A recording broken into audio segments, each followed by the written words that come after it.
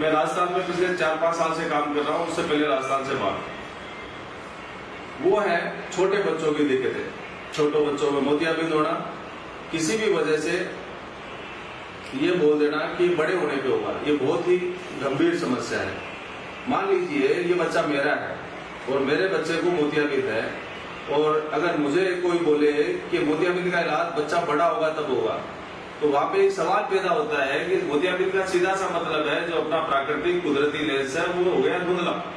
आंख के अंदर लाइट नहीं जाएगी तो बच्चे का दिमाग का डेवलपमेंट कैसे होगा, बच्चे को देखने की जो क्षमता है वो पैदा कैसे होती। आंख सिर्फ एक ढांचा है विजुअल साइकिल का, जो देखने का सिस्टम है वो पूरा बनता है आंख की नस और वो दिमाग का हिस्सा जो उन सब चीजों को प्रोसेस करता है, और वो सब आई डिपार्टमेंट और न्यूरोलॉजिस्ट दोनों मिलजुल के काम करने का एक सिस्टम होता है।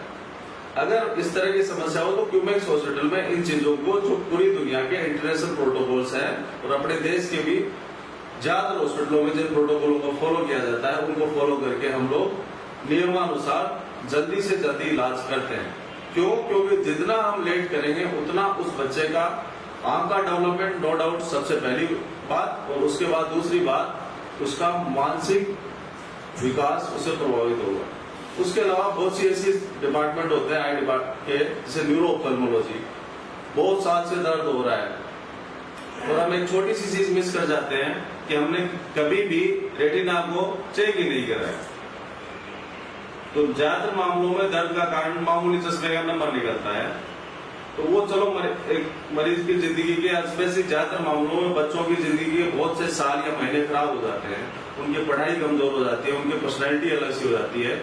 लेकिन एक गंभीर समस्या भी हो सकती है, वो है ग्लोकोमा, जिसको अपने आम भाषा में या मारवाड़ी में काला पानी बोल देते हैं। जरूरी नहीं है हो 100 में से 99 आदमियों को नहीं होता, लेकिन जब तक हम देख नहीं लेते ये बात कैसे कह सकते हैं कि नहीं है।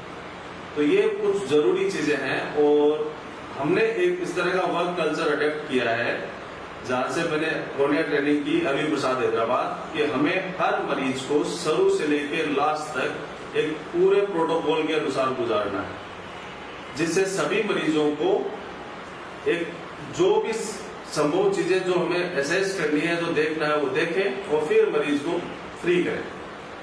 इसके अलावा एक समस्या और आती है कि साहब किसी भी हॉस्पिटल में जाते हैं तो खर्चा बहुत लगता है, बिल्कुल कोई सुविधा होती है उसका खर्चा लगता है, लेकिन क्यूमेक्स में हमने इस समस्या का एक समाधान निकाला है। हमने ऐसे लोग बीपीएल जिनके कार्ड होता है, बिलो पॉवर्टी लाइन, या गरीब ऐसा है लोग जिनका कोई नहीं होता है, हमारे समाज में से बहुत से लोग होते हैं, उनको भी अधिकार है दिखाने का। तो हमने एक सिस्टम रखा है कि कम से कम एक ओपीडी और रजिस्ट्रेशन प्रोसेस वगैरह उनका फ्री हो, तो वो कम से कम हॉस्पिटल में आके दिखा तो सके, अपनी समस्या बता तो सके। उसके बाद में आगे जो संभव होता है वो हम अपनी तरफ से करते हैं। तो उम्मीद करता हूं कि आपकी ये सब बातें आपको क्यूमेक्स के तीनों सेंटरों के बारे में जानकारी देंगी, जिसमें से क्यूमेक्स हॉस्पिटल बीकानेर 18 तारीख से स्टार्ट हो रहा है।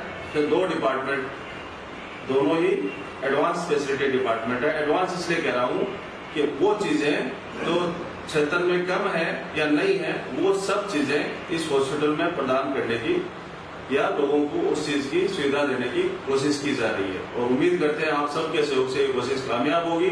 इसमें से आई डिपार्टमेंट और पीडियाट्रिक्स और नियोनेटोलॉजी डिपार्टमेंट मेन डिपार्टमेंट है। ठीक है जी, धन्यवाद।